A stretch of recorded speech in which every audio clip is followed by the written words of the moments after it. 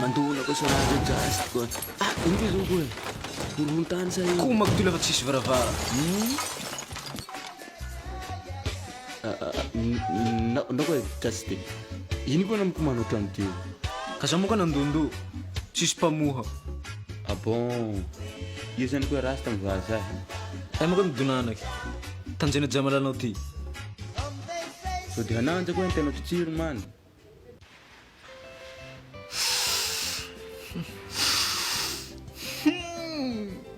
Madam, sa fagsulubat ya ito.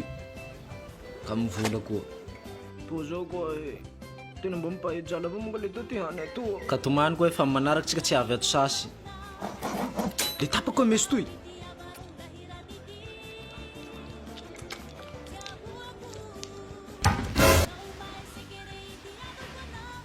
Ini ko raso so poko. Rere ko eh pokari jogo. Eka zilay book hariva. Nazugo eh. Manehit ko timasko. Naro mo ko pa blano kam pokal naro poko naro minane man naro mje pagi. Naro ni chin zavao. Naro ni maharag tantara. Rai tantara intia. Ruz misa fullah. Des hommes zay fa fulonjojo just tia rozy sivy. Ka rozy amizay manday basy zay tsy nasaiky akonjojo.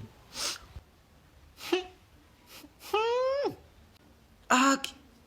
Sarto jenany olole. Aleko miteza lika. Ingui. Sarto jenany alika. Aleko miteza olo.